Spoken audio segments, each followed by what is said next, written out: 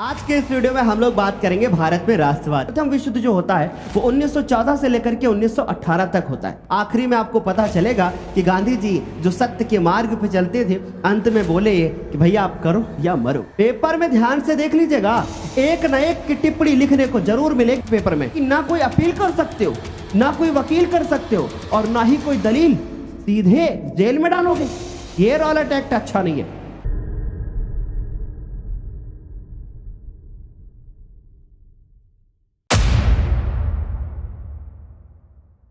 Hello everyone, आज के इस वीडियो में हम लोग बात करेंगे भारत में राष्ट्रवाद की। भारत में राष्ट्रवाद ये चैप्टर इतना इंपॉर्टेंट है ना कि बोर्ड परीक्षा में इससे क्वेश्चन आते ही आते हैं। तो चलिए इस चैप्टर की शुरुआत करते हैं। और इस चैप्टर से पहले आप सभी ने पढ़ा होगा कि भैया फ्रांस में राष्ट्रवाद का उदय हुआ और उसके बाद फिर धीरे धीरे करके पूरे यूरोप में जो है वो फैल जाता है। आज का जो चैप्टर है, इस चैप्टर की शुरुआत होती है प्रथम विश्व युद्ध से। अब प्रथम विश्व युद्ध जो होता है वो दो गुटों के बीच में लड़ा जाता है। पहला जो होता है मेरे प्यारे बच्चों वो होता है धुरी राष्ट्र का और दूसरा जो होता है वो होता है मित्र राष्ट्र का। अब ये जो धुरी राष्ट्र होते हैं और मित्र राष्ट्र होते हैं, सर इसमें युद्ध कौन जीतता है? और सबसे बड़ी बात कि भैया भारत किसकी तरफ था? भारत तो सर इसमें दिखाई नहीं दे रहा था। बच्चों ध्यान से सुनना, ये जो धुरी राष्ट्र होते हैं इसमें मुख्यतः ऑस्ट्रिया, जर्मन, हंगरी और तुर्की, ये हमारे देश शामिल होते हैं। और जो मित्र राष्ट्र होते हैं ब्रिटेन, फ्रांस, रूस, जापान और अमेरिका। पहले अमेरिका इसमें भाग नहीं लेता है और बाद में अमेरिका जब इसमें जुड़ता है तो मित्र राष्ट्र जो होता है वो युद्ध जीत जाता है। मेरे प्यारे बच्चों आगे बात करते हैं कि भैया प्रथम विश्व युद्ध जो होता है वो 1914 से लेकर के 1918 तक होता है। भारत जो होता है इसमें ब्रिटेन की तरफ से भाग लेता है और भारत ब्रिटेन का साथ देता है, इसलिए भारत यहां पे शामिल नहीं है। अब बात करें कि भैया इसमें जबरन भर्तियां कराई गई, क्योंकि आप सभी को जानकारी होगी कि भारत में जो है ना हरियाणा, बिहार, यहाँ पे ताकतवर लोग होते हैं। अब ये लोग थे ना, ये जबरदस्ती शामिल किए गए ब्रिटेन की सेना में और जबरन जो है वो भर्तियां कराई गई। बहुत सारे वादे किए ब्रिटेन वाले लोगों ने कि भैया युद्ध जीत जाएंगे तो हम भारत के साथ ये करेंगे, है ना। जो भारत की जनता है उसके बारे में बहुत सारे लुभावने वादे किए। अब देखिए इस युद्ध का प्रभाव क्या होता है। अब चूंकि युद्ध में बहुत लंबा खर्चा आया था, अब यहां से बोर्ड एग्जाम में एक क्वेश्चन पक्का बनता है, पूछा जाता है कि प्रथम विश्व युद्ध जो होता है वो कब से कब तक हुआ, कौन कौन से इसमें राष्ट्र शामिल थे, वो आपको बता दिया मैंने। अब पूछा जाता है कि भैया इसके क्या प्रभाव हुए। तो पहला प्रभाव जो आपको हेडिंग डालनी है वो है भैया कीमतों में वृद्धि। जो कीमतें थी बढ़ा दी गई, जो वस्तु पहले सस्ती मिलती थी अब वो बहुत महंगी मिलने लगी। उसके बाद आर्थिक प्रभाव और करों में बढ़ोतरी। जो ब्रिटेन सरकार थी उसने कर लगाना शुरू कर दिया, ऐसी ऐसी चीजों पर कर लगाया जैसे कि नमक के ऊपर कर लगा दिया और बहुत सारी ऐसी चीजें कर दी जिसकी वजह से भारत की जो जनता थी वो बहुत ज्यादा परेशान होने लगी। फिर क्या हुआ कि जो मजदूर थे और जो दस्तकार थे उनका रोष, मींस कि ये जो मजदूर थे बहुत परेशान थे, ये क्रोधित होने लगे, विद्रोह करने लगे ब्रिटेन की सरकार के खिलाफ। और प्राकृतिक संकट भी आया, अकाल भी पड़ गया, महामारी भी पड़ गई, सूखा भी आ गया। और ऐसे में सरकार भारत के नागरिकों का बिल्कुल भी ख्याल नहीं रख रही थी। तो इसलिए ये हम लिख सकते हैं कि भैया प्रथम विश्व युद्ध कब से कब तक हुआ और इसका प्रभाव क्या हुआ। ठीक है, तो ये सारे पॉइंट्स जो हमने आपको बताए हैं ये आपको नोट करने हैं। अब देखिए, जैसे किसी मूवी में होती है किसी एक विलन की एंट्री या किसी एक हीरो की एंट्री, वैसे ही इस भारत देश में एंट्री हो जाती है महात्मा गांधी जी की। अब आप सोच रहे होंगे सर गांधी जी तो भारत के ही हैं, तो फिर ये आए कहां से? एक्चुअली ये थे कहां पर? ये थे दक्षिण अफ्रीका में। और ये दक्षिण अफ्रीका में नस्ल भेदी जो सरकार है उससे अपना लोहा मनवा करके आ रहे थे और वहां पे ये सत्याग्रह का विचार, इस भावना के कारण वहां की जो नस्ल भेदी सरकार थी उससे इन्होंने अपना लोहा मनवा लिया था। मींस कि वहां पे काले गोरे का भेद वाला सिस्टम चल रहा था, तो उससे ये लोहा मनवा करके भारत आए हुए थे। अब महात्मा गांधी जी यही सत्याग्रह का विचार लेकर के जब भारत आते हैं और भारत आने के बाद इन्होंने सत्य की राह पे आग्रह करना जो है वो स्टार्ट कर दिया, यानी कि ये इनके सत्याग्रह का विचार ये था, राइट।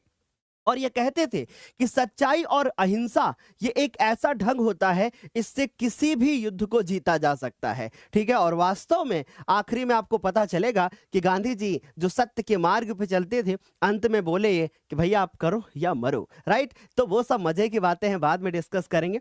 और उसके बाद ये जो सत्याग्रह का जो विचार है, पूछा जाएगा बोर्ड एग्जाम में कि सत्याग्रह का क्या विचार होता है, तो सिंपल सा लिखोगे कि सत्याग्रह का विचार मतलब सत्य की खोज पर बल देना और साथ ही साथ सच्चाई और अहिंसा का ये एक ढंग होता है और सत्य की राह पे आग्रह करना, राइट। तो ये होता है सत्याग्रह का विचार।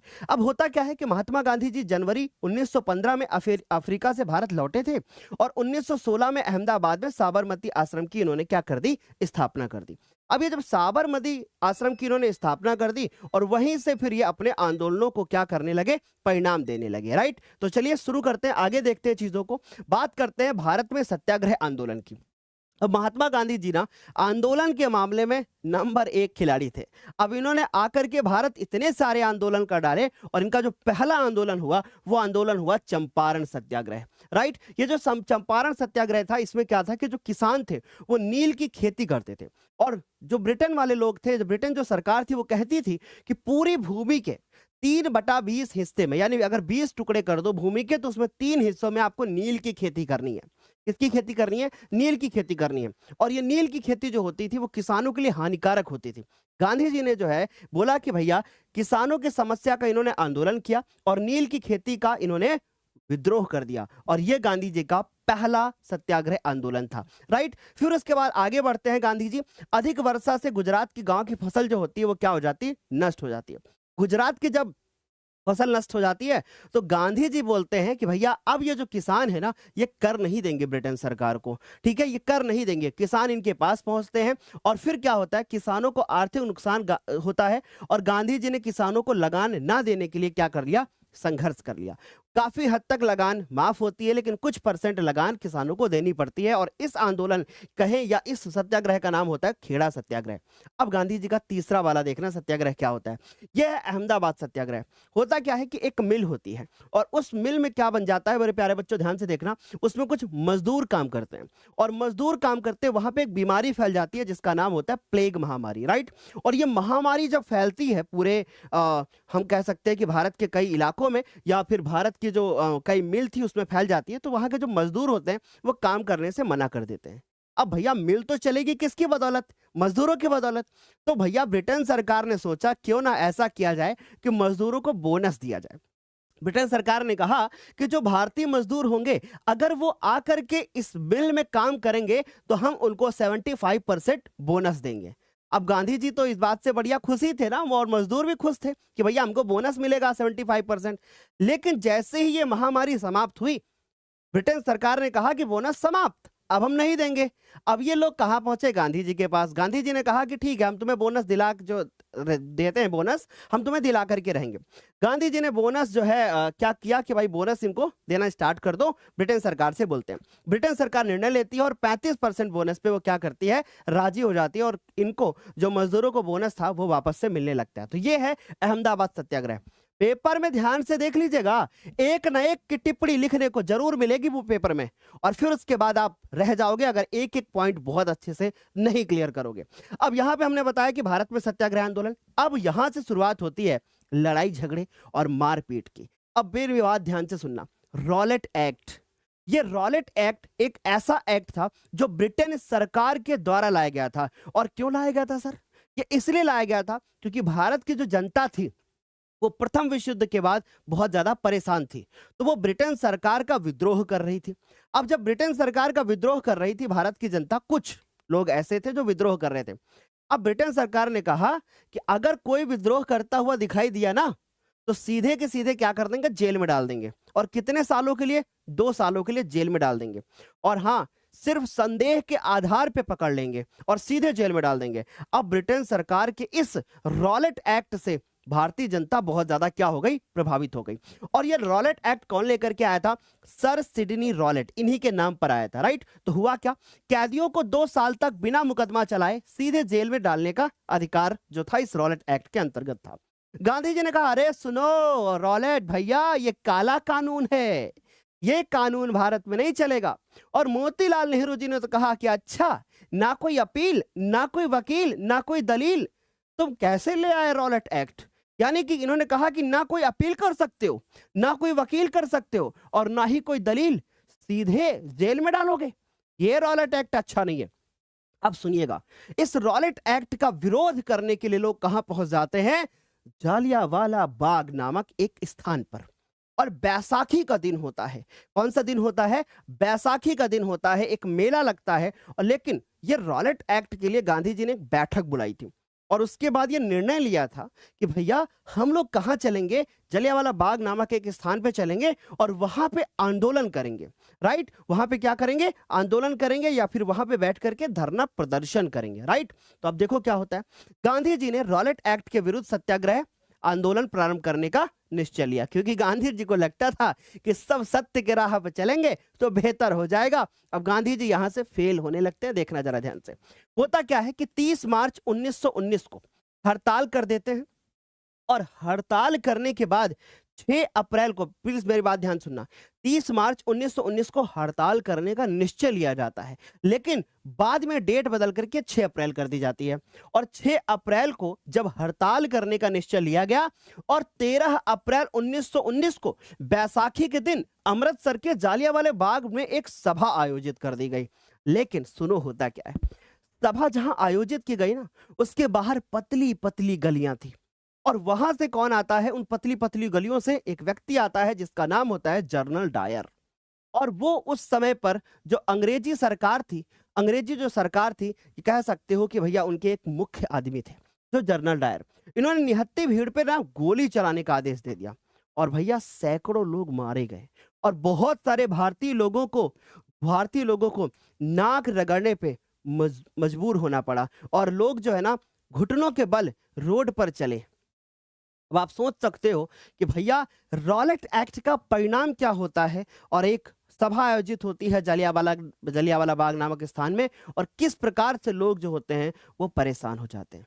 आगे बात करेंगे। अब गांधी जी आगे क्या करते हैं?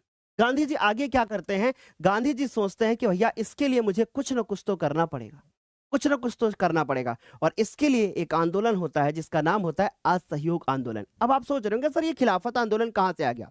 अब ये जो असहयोग आंदोलन होता है और ये जो हमारा जलियांवाला बाग हत्याकांड होता है, इसी के बीच में एक बहुत मुख्य आंदोलन और छिड़ जाता है जिसका नाम होता है खिलाफत आंदोलन। अब ये आंदोलन कौन सा था? जो भारतीय मुसलमान थे वो भारतीय मुसलमानों से एक वादा किया था ब्रिटेन की सरकार ने। इन्होंने कहा था कि भैया जो प्रथम विश्व युद्ध के समय पर ब्रिटिश सरकार ने मुसलमानों को कुछ आश्वासन दिए थे और उन आश्वासन में क्या कहा था? इन्होंने कहा था कि जो भैया जिनको आप अपना खलीफा मानते हो, जिनको आप अपना धर्मगुरु मानते हो, खलीफा मतलब धर्मगुरु मानते हो, उनकी सत्ता की पुनर्स्थापना हो जाएगी। लेकिन बाद में जो है ना ये लोग मुकर गए। कौन? ब्रिटेन वाले लोग, है ना, ब्रिटेन सरकार मुकर गई, जिससे भारतीय मुसलमान जो थे वो बहुत परेशान थे। और ये आंदोलन भारतीय मुसलमानों ने किया था, गांधी जी ने नहीं किया था। यही क्वेश्चन बोर्ड एग्जाम में पूछा गया है कि खिलाफत आंदोलन किसने नहीं किया। मींस की क्या गांधी जी के द्वारा किया गया? नहीं भाई, खिलाफत आंदोलन गांधी जी के द्वारा नहीं किया गया था। गांधी जी ने सिर्फ और सिर्फ इस आंदोलन का समर्थन किया था। राइट, सो आई होप यहां तक इतनी बात समझ में आ गई। अब सुनिए गांधी जी ने आखिर क्यों समर्थन किया।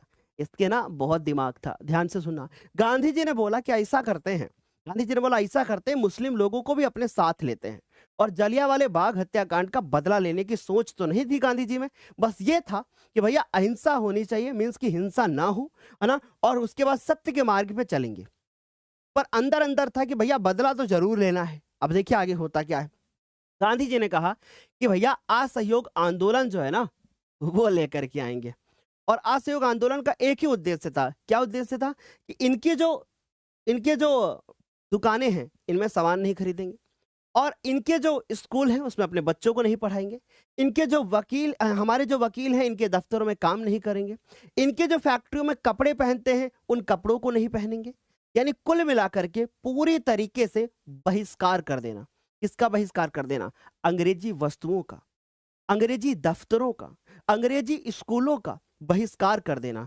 तो आई होप इतनी बात समझ में आ गई होगी। पर आपके मन में एक सवाल चल रहा होगा कि सर जी असहयोग आंदोलन ही क्यों नहीं, असहयोग आंदोलन ही क्यों किया, सीधे ढिचकियों क्यों नहीं किया? अब सुनिएगा, गांधी जी ने अपनी एक पुस्तक लिखी थी जिसका नाम था हिंद स्वराज। प्लीज ध्यान से इधर देखना।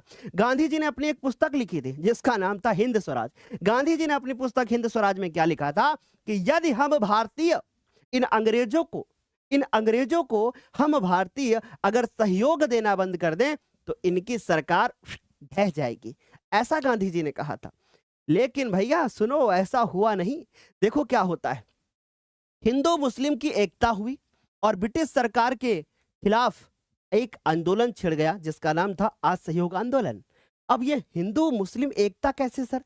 क्योंकि खिलाफत आंदोलन में जो मुस्लिम थे ना, उन्होंने अब हिंदुओं का साथ देना स्टार्ट कर दिया, इसलिए हिंदू मुस्लिम एकता के आधार पे असहयोग आंदोलन जो था वो स्टार्ट हो गया। अब क्या होता है, सितंबर 1920 में एक अधिवेशन होता है और वो अधिवेशन कहाँ होता है? कलकत्ता में। प्लीज ध्यान से सुनना, सितंबर 1920 में, मैप वाला क्वेश्चन है। सितंबर 1920 में कलकत्ता में एक अधिवेशन होता है और गांधी जी के द्वारा असहयोग आंदोलन का एक प्रस्ताव रख दिया जाता है और प्रस्ताव रखा जाता है सितंबर में, और उसके बाद दिसंबर 1920 में कांग्रेस के नागपुर अधिवेशन में असहयोग आंदोलन को पारित कर दिया जाता है।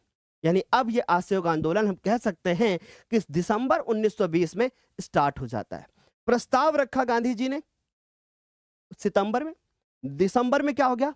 पारित हो गया।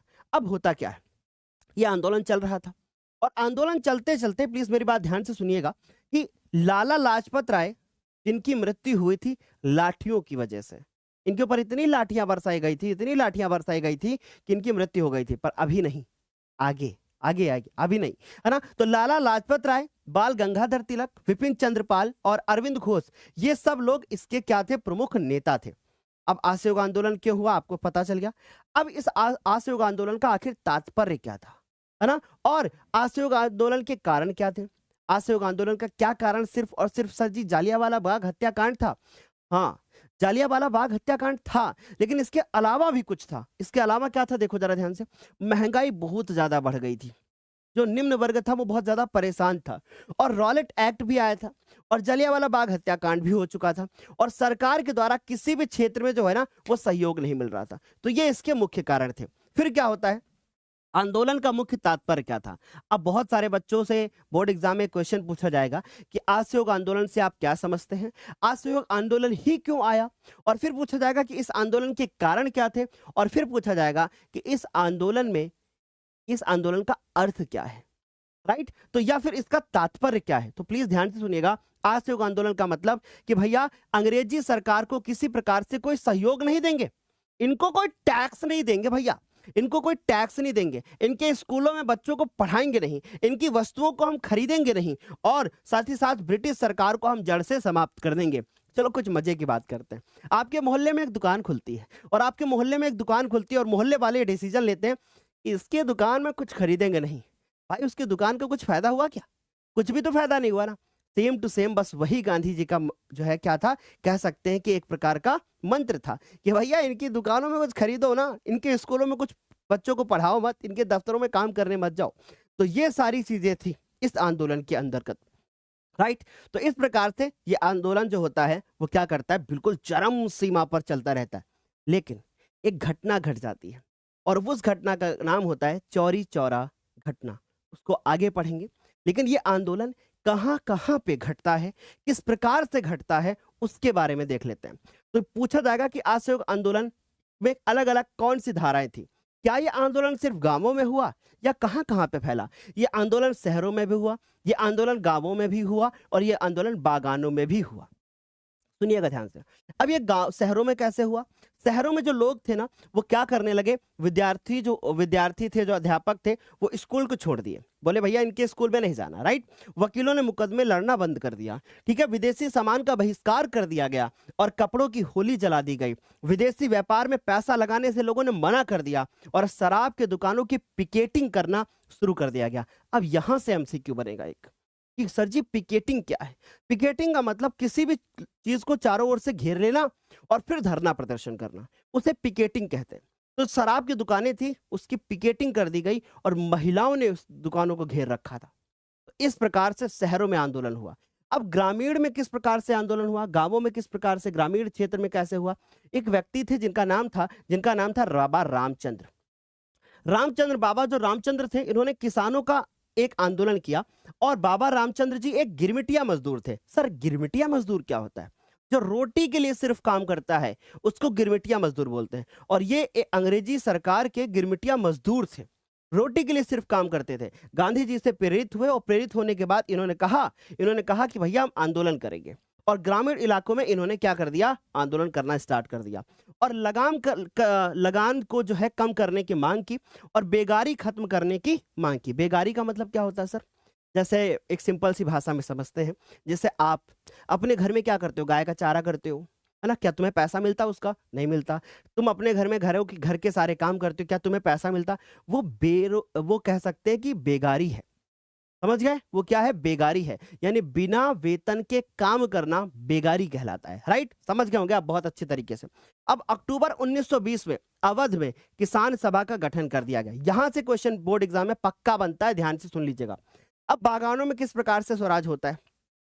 1859 में एक पास किए गए इंग्लैंड इमिग्रेशन एक्ट के माध्यम से मजदूरों को बाहर जाने की आज्ञा नहीं थी। बड़े चतुर थे अंग्रेज। बोलते थे कि भैया हम एक एक्ट ला देंगे जिसका नाम होगा इंग्लैंड इमिग्रेशन एक्ट। इस एक्ट के माध्यम से जब कोई भी बागान में काम करेगा, बागान का मतलब जहां पे कह सकते हो कि बाग होती थी और पूरी तरीके से एरिया बंद होता था, वहां जबरदस्ती मजदूरों से काम कराया जाता था। और वो कौन से मजदूर होते थे? गिरमिटिया मजदूर होते थे, उनसे काम कराया जाता था। जब इस इमिग्रेशन एक्ट के बाद लोगों ने जब बागान में काम करना शुरू किया तो वो बाहर नहीं आ पाते थे। लेकिन जैसे ही मजदूरों ने सुना कि अरे गांधी नाम का कोई व्यक्ति आया है और ये पूरे भारत देश में जो है क्या कर रहा है कि असहयोग आंदोलन लेकर के आ रहा है और अंग्रेजी सरकार के खिलाफ लड़ने की कोशिश हो रही है, होता क्या है कि ये मजदूर जो है ना, जैसे ही सुनते हैं बागानों को छोड़ करके भागते हैं।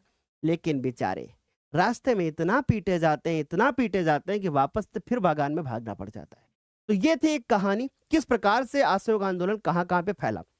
अब सर बड़ा सवाल यह है कि रॉलेट एक्ट हो जाता है, सर जलियांवाला बाग हत्याकांड हो जाता है, सर असहयोग आंदोलन हो जाता है, खिलाफत आंदोलन हो जाता है, लेकिन सर ये कब शांत पड़ेगा आंदोलन? क्या चलता ही रहेगा? क्या खत्म नहीं होगा? खत्म होगा। अब खत्म कैसे होता है जरा ध्यान से सुनो। एक घटना घटती है और उस घटना का नाम होता है चौरी चौरा घटना। ये गोरखपुर जो जिला है उसके अंतर्गत एक स्थान है जो कि उत्तर प्रदेश में गोरखपुर है, उसमें एक कह सकते हैं जिला है, वहां पे एक स्थान है जिसका नाम है चौरी चौरा।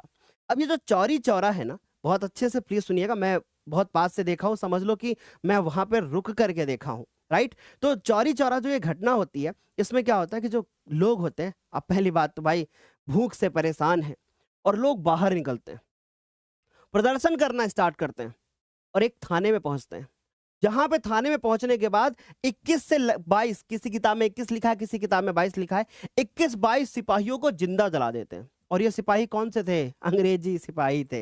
इनको जिंदा जला दिया जाता है और जब इनको जिंदा जला दिया जाता है तो गांधी जी बोलते थे कि भैया हम तो अहिंसा के मार्ग पे चल रहे हैं, तुम लोग क्या कर रहे हो? तुम लोग तो यहाँ पे हिंसा करने लगे। और ये जो असहयोग आंदोलन है ना, वो वापस ले लिया जाता है। और जब असहयोग आंदोलन वापस ले लिया जाता है तो गांधी जी फिर इससे निराश होते हैं और गांधी जी अब एक दूसरा डिसीजन लेते हैं। गांधी जी बोलते हैं ठीक है, असहयोग आंदोलन वापस हो जाएगा ना, कोई बात नहीं, अब हम एक दूसरा आंदोलन लेकर के आएंगे और जिसका नाम होगा सविनय अवज्ञा आंदोलन। यानी कि इस सविनय अवज्ञा आंदोलन में है कि हम विनती करते हुए आपकी अवज्ञा कर देंगे, यानी हम आपका कोई सहयोग भी नहीं करेंगे और हम आपसे विनती करते हैं आप और आपकी चीजों को त्याग देंगे। मेरी बात समझ में आई क्या? अब गांधी जी ने गुस्से में एक पत्र लिख डाला और यह पत्र किसको लिखा? यह पत्र लिखा लॉर्ड इरविन को।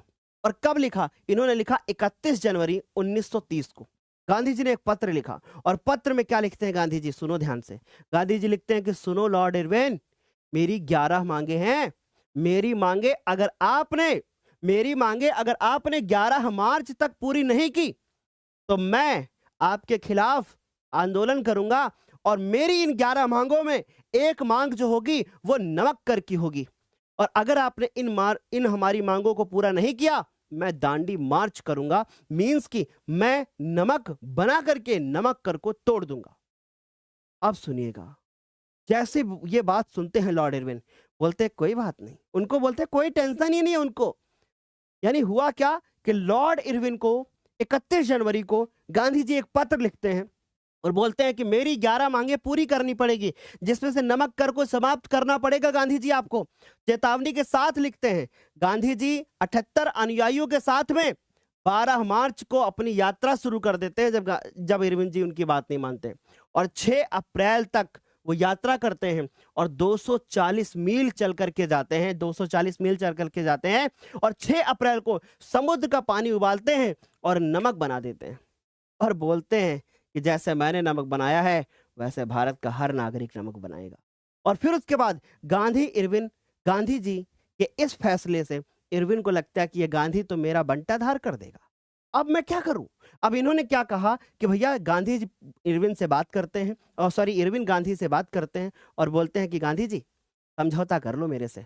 लेकिन काफी लंबा समय बीत गया था, 6 अप्रैल से लेकर के 5 जो है मार्च 1931 हो जाता है। यानी आप समझ लो कि 1930 से लेकर के 31 पहुंच गए, यानी कि 1 साल बाद गांधी जी इरविन से समझौता कर लेते हैं।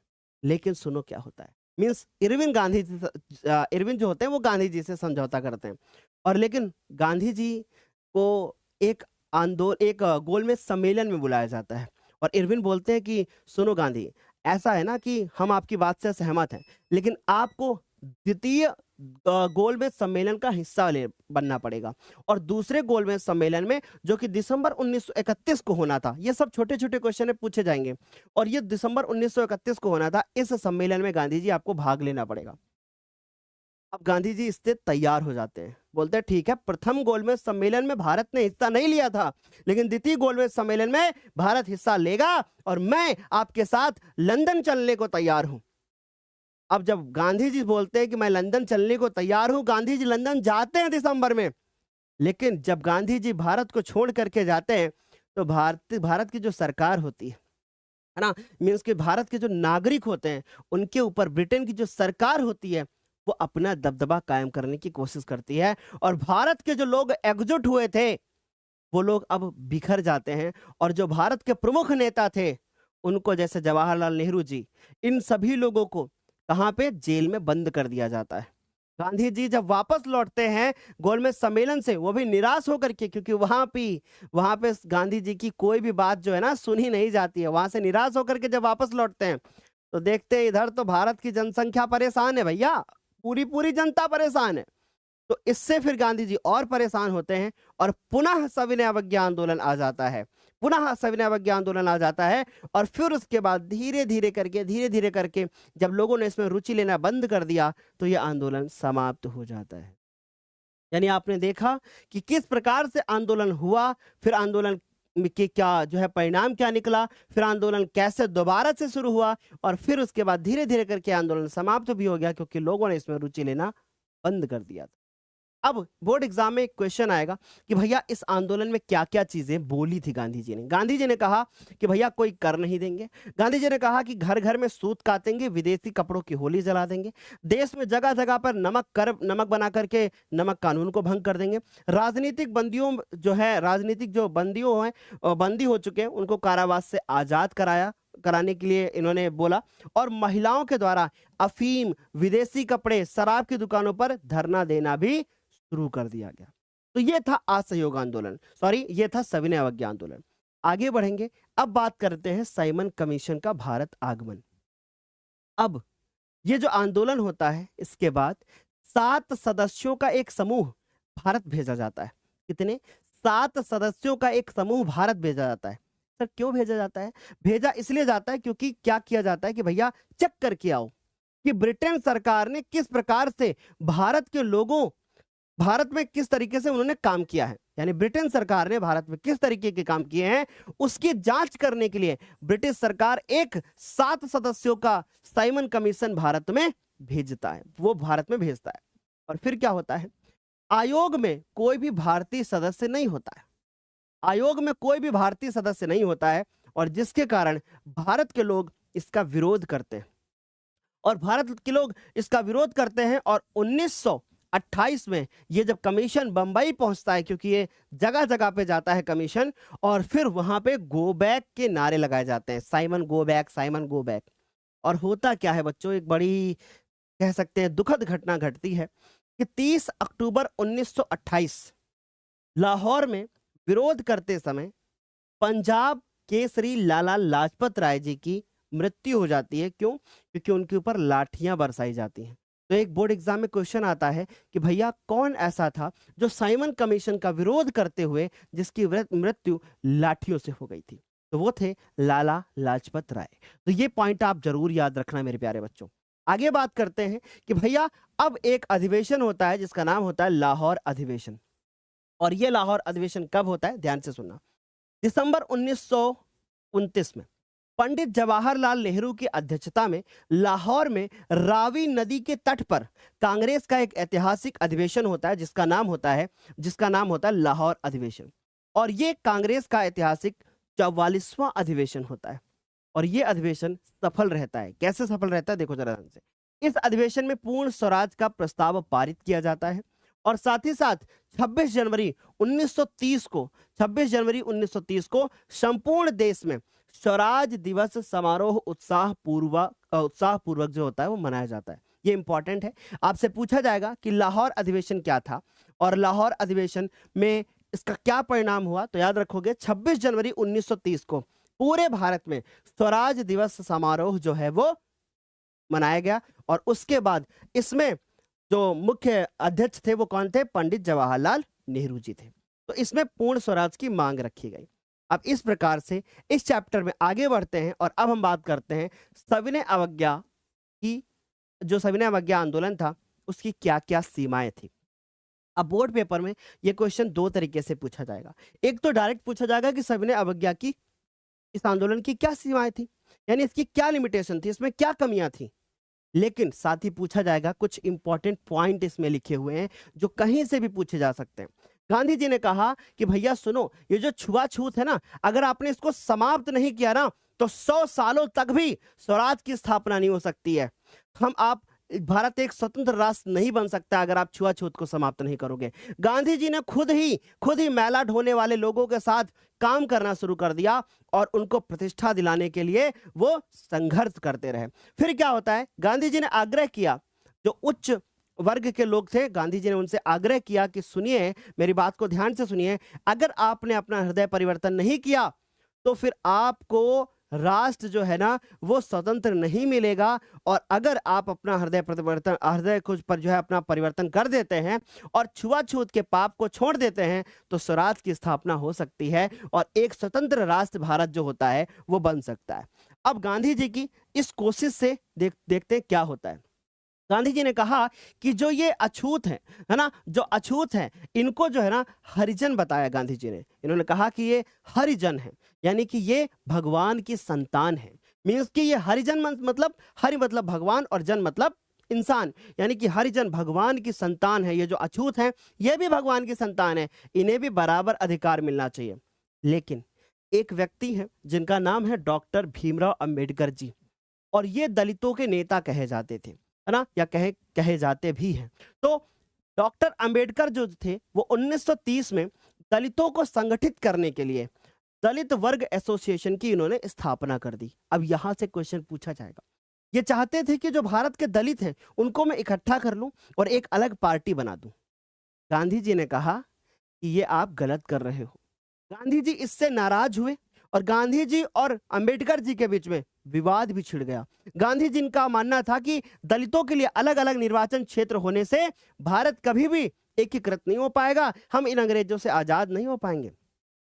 लेकिन अंततः गांधी जी और ये अंबेडकर जी सहमत हो जाते हैं और ये लोग एक समझौते पर हस्ताक्षर करते हैं जिसका नाम होता है पूना पैक्ट, और ये जो दलित, जिनको पहले अछूतों को पहले दलित कहा जाता था, अब बाद में इनको क्या कह दिया गया, इनको कहा गया कि भैया ये अनुसूचित जाति के लोग हैं और अनुसूचित जाति का दर्जा दिया गया। तो एक क्वेश्चन बोर्ड एग्जाम में आएगा कि पूना पैक्ट क्या है। पूना पैक्ट गांधी जी और अंबेडकर जी के बीच में एक समझौता है जो कि सितंबर 1932 में हुआ। इस पूना पैक्ट पे हस्ताक्षर हुए। और क्यों हस्ताक्षर हुए, समझौता किस बात का? गांधी जी कहते थे कि ये दलित वर्ग एसोसिएशन मत बनाइए, इन दलितों को अलग मत कीजिए, और ये अंबेडकर जी बोलते थे कि हम इनको अलग कर देंगे। बाद में दोनों लोग सहमत हो जाते हैं और फिर उसके बाद इन जातियों को अलग से एक नाम दे दिया जाता है। इससे अंबेडकर जी खुश हो जाते हैं और गांधी जी इस बात से खुश होते हैं कि भैया चलो ठीक है, भारत के लोग जो हैं वो एकीकृत हो जाएंगे। तो ये था हमारा पूना पैक्ट। ये इस तरीके का क्वेश्चन आएगा तो भी आप ये सारी चीजें लिख सकते हो, अलग से भी अगर क्वेश्चन बनते हैं तो वो भी आप यहाँ पे लिख सकते हो। अब ये भी क्वेश्चन आ सकता है किसने हरिजन बताया, है ना, किसने छुआछूत को समाप्त करने का प्रयास किया, तो इसमें सब गांधी जी को आप लिख करके आओगे, राइट। आगे बात करते हैं हम लोग सामूहिक अपनेपन का भाव। अब धीरे धीरे चैप्टर को एंडिंग की तरफ ले जा रहे हैं। आपको क्या लगता है भारत सिर्फ ऐसे ही आजाद हो गया? ये महात्मा गांधी जी, पंडित जवाहरलाल नेहरू जी, भगत सिंह, लाला लाजपत राय, चंद्रशेखर आजाद, क्या इन्हीं की बदौलत हो गया? नहीं भाई, भारत ऐसे आजाद नहीं हुआ। भारत ऐसे आजाद होता तो भाई इस तरीके तो कोई भी देश आजाद हो सकता है, लड़ाई झगड़ा करके और ये सब चीजें करके। आजाद ऐसे हुआ कि लोग कथाएं लिखी गई, अलग अलग प्रकार के तिरंगे झंडे बनाए गए, अलग अलग प्रकार के राष्ट्र गीत लिखे गए, है ना, अलग अलग प्रकार की चीजें हुई। तो सामूहिक अपनेपन का भाव किस प्रकार से लोगों में जो होता है वो उत्पन्न होता है, इसके बारे में बात करते हैं। सामूहिक अपनेपन का भाव कैसे उत्पन्न होता है? राष्ट्रवाद की भावना तभी लोगों में आती है जब लोग अपने आप को मानने लगे कि वे एक ही राष्ट्र के हैं, है ना, वे एक ही राष्ट्र के हैं। अभी देखो सिंपल सी बात है, आप कहीं घूमने जाओ और आपको बोला जाए कि ये देखो अंग्रेज है और हम भारतीय हैं, तो आप किसको वरीयता दोगे? आप पहले भारतीय लोगों के बारे में ही तो बात करोगे ना, बोलोगे भैया हाँ, ये हमारे देश के हैं, ऐसे तो बोलोगे। तो आप अपने आप को उसी देश का अंग समझोगे, राइट। फिर उसके बाद है कि इतिहास, साहित्य, लोक कथाएं, गीत, चित्र, प्रतीक, सभी ने अपना अपना योगदान दिया है राष्ट्रवाद में। अब सामूहिक अपनेपन का भाव लोग कैसे पहचाने जाते हैं? कैसे पहचाने जाते हैं कि भैया ये अपने हैं? ये पहचाने जाते हैं शिक्षा के बल पर, ये पहचाने जाते हैं धर्म के बल पर, जाति के बल पर, भाषा के बल पर और क्षेत्र के बल पर। ये थे कुछ इंपॉर्टेंट पॉइंट जो कि सामूहिक अपनेपन की भावना अगर पेपर में आता है तो आप ये लिख करके आओगे। आगे बात करते हैं जो कि लास्ट हमारा कह सकते हो टॉपिक होगा। अब यहाँ पे एक आपको छवि दिखाई दे रही है और ये आपको एक छवि दिखाई दे रही है। ये छवि अब पहले चित्रित की गई, ये छवि बाद में चित्रित की गई। ये कह सकते हो कि भारत माता की पुरानी छवि है और ये कह सकते हो भारत माता की नई छवि है। दोनों में अंतर देखो क्या है। इस पहली छवि में अगर आप ध्यान से देखोगे तो इसमें शिक्षा, भोजन और कपड़े दे रही हैं। ये जो भारत माता है वो आपको क्या दे रही हैं? शिक्षा, भोजन और कपड़े दे रही हैं। जबकि ये वाली जो छवि है ये अलग है। ये छवि जो ध्यान से देखना, भारत माता की छवि जो अबींद्रनाथ टैगोर द्वारा चित्रित छवि के बिल्कुल विपरीत थी, क्योंकि ये वाली छवि किसने बनाई थी? अबींद्रनाथ टैगोर जी ने बनाई थी। ये बिल्कुल अलग थी। यहाँ पर भारत माता के हाथ में क्या है? त्रिशूल है और साथ ही साथ हाथी और शेर के बीच में खड़ी हैं, जो कि सत्ता और शक्ति के प्रतीक है। यानी इन दोनों में क्या दिखा? इसमें दिखा कुछ बहुत सॉफ्ट चीज दिखी। आप ऐसे समझो कि एक बहुत सीधी साधी माँ है और इसमें आप देख सकते हो कि बहुत विकराल रूप में माँ है ना। ये सत्ता और शक्ति का प्रतीक है और इस पिक्चर में आप देख सकते हो कि भैया इसमें शिक्षा, भोजन और ये कपड़े दे रही हैं, राइट। आगे चलेंगे, आखिरी जो टॉपिक है जिसका नाम होगा भारत छोड़ो आंदोलन। लेकिन उससे पहले ये कुछ इंपॉर्टेंट पॉइंट हैं, देखो जरा ध्यान से। बंकिम चंद्र चट्टोपाध्याय 1870 में इन्होंने वंदे भारत जो है गीत लिखा और बाद में उसको आनंद मठ में इन्होंने शामिल कर लिया। ये क्वेश्चन पेपर में आएगा। फिर उसके बाद देखिएगा, एक आंदोलन चल रहा था जिसका नाम था स्वदेशी आंदोलन और ये बंगाल में चल रहा था। वहां पे एक झंडा जो है वो बनाया जाता है और वो झंडा इस प्रकार से होता है। इसमें ऊपर आपको कमल के फूल दिखाई दे रहे होंगे और ये कमल के फूल की संख्या कितनी है? 8। क्यों 8 थी सर? क्योंकि भारत के 8 प्रांत थे उस समय पर, ठीक है। और उसके बाद हिंदू और मुस्लिम, हिंदुओं के लिए इन्होंने जो यहाँ पे चित्र बनाया, इसमें आपको दिख रहा होगा एक सूर्य दिख रहा होगा और उसके बाद यहाँ पे जो आपको दिख रहा होगा, यहाँ पे एक चंद्र आपको दिखाई दे रहा होगा। यानी आपने देखा क्या कि हिंदुओं और मुसलमानों का प्रतिनिधित्व करता एक अर्धचंद्र जो है वो भी दिखाया गया और यहाँ पे आपको सूर्य दिखाई दे गया। फिर उसके बाद 1921 तक गांधी जी ने भी स्वराज का एक झंडा तैयार कर लिया था, जो कि भारत का झंडा आपने देखा है ना, बिल्कुल कुछ वैसा ही है। लेकिन बस फर्क क्या है कि यहाँ पे आपको जो है चक्र की जगह पे क्या दिखाई दे रहा है? चरखा दिखाई दे रहा है, राइट। तो ये झंडा गांधी जी ने तैयार किया था। आगे चलेंगे मेरे प्यारे बच्चों, बात करेंगे भारत छोड़ो आंदोलन की। अब गांधी जी को लगा कि भैया ऐसे तो भारत अब आजाद नहीं हो पाएगा, तो गांधी जी ने क्या कहा?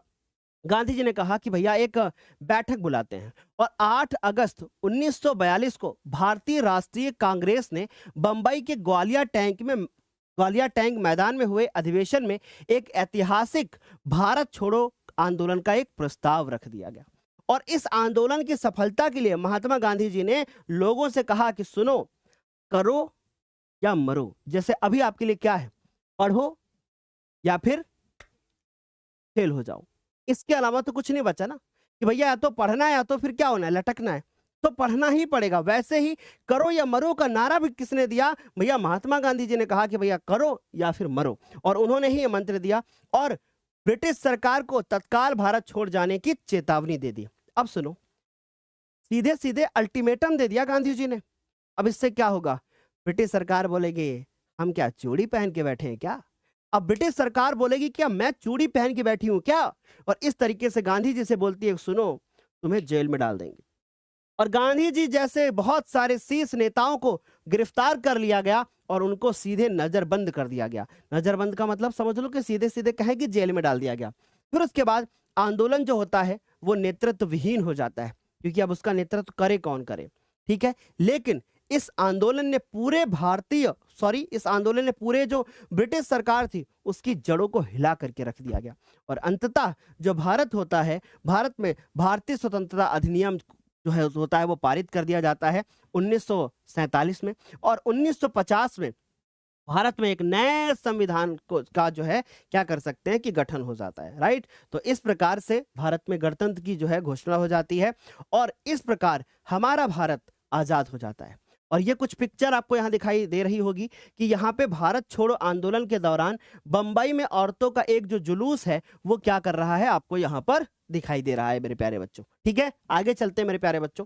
अब यहाँ पे कुछ मैंने घटनाक्रम लिख रखे हैं, आप चाहो तो इनका फटाफट से स्क्रीनशॉट ले सकते हो और इस स्क्रीनशॉट के माध्यम से आपको पूरे चैप्टर के इंपॉर्टेंट घटनाक्रम मिल जाएंगे। इस तरीके से हमारा जो ये चैप्टर होता है वो समाप्त होता है। बहुत कोशिश रही हमारी कि हम इसको कम समय में समाप्त करें।